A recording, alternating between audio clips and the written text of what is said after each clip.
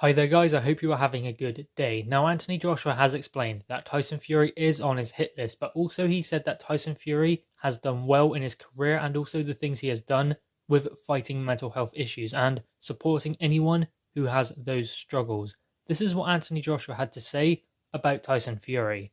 The work he's done around mental health has been very impressive.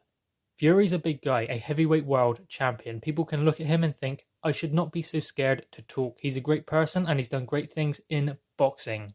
Now, that is obviously Anthony Joshua showing respect for Tyson Fury, but also he said that he is also his competitor. So obviously he wants to fight Tyson Fury at one point and he is his rival. But at the moment, it's completely irrelevant because ultimately the contract is not signed. Fury has a Wilder fight, then the Dillian Whyte fight. Anthony Joshua has a Pulev fight, then an Alexander Usyk fight. So they are a while off from stepping in the ring together. So Anthony Joshua also had this to say.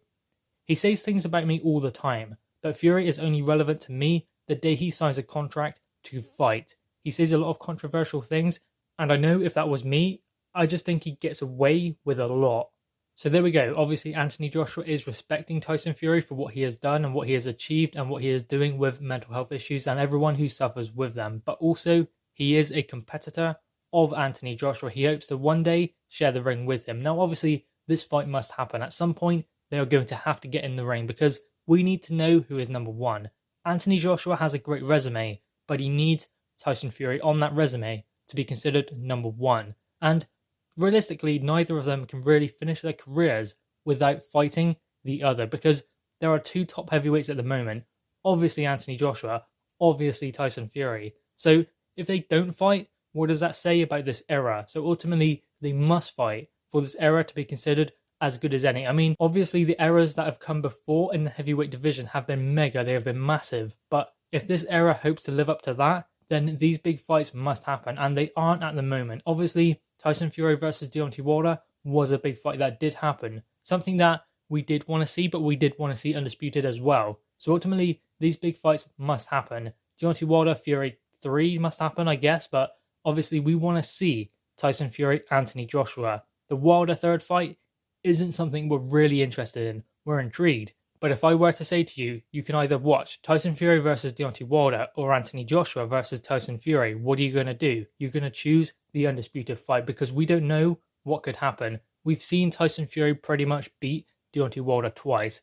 Once in the first fight on points, when he was robbed, let's be real. Second fight, completely definitive. So you would have to believe that Tyson Fury is going to win the third fight unless Deontay Wilder pulls out a punch from the gods and lands that big dynamite right hand and regains his world title. Unlikely, but still possible. It's the heavyweight division, let's remember. And Deontay Wilder is a powerful puncher. Maybe not so good at other things, but ultimately he's a big puncher. So that is still something that could happen in the boxing ring against Tyson Fury. But still, the fight we want to see is undisputed. Obviously, Tyson Fury has said already that he will stop Anthony Joshua in 2 to 3 rounds. While Anthony Joshua himself has not gone so far as to make a prediction, other than saying that this fight is irrelevant until it is signed, until it is done, because they have 2 fights, both of them, before they can get in the ring. Joshua has to fight his mandatories, and obviously Tyson Fury has to fight a voluntary against Deontay Wilder because of the contract, then a mandatory Dillian Whyte.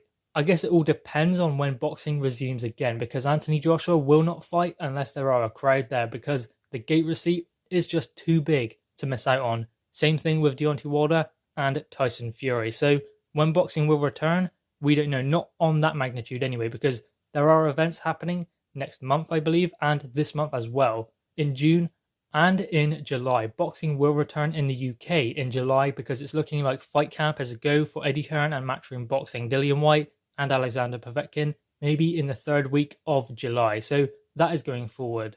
It just really depends when crowds are allowed back in the UK again. Depends whether that fight between Anthony Joshua and Kubrat Pulev will happen in the UK or abroad. Same thing with Deontay Wilder and Tyson Fury. Anyway, guys, what are your thoughts on this? Anthony Joshua has shown his respect for Tyson Fury, but all talk is irrelevant until they sign a contract and they are going to step in the ring together for Undisputed. Anyway, guys, drop your thoughts in the comments below, click the thumbs up and subscribe if you are new. Thanks, guys.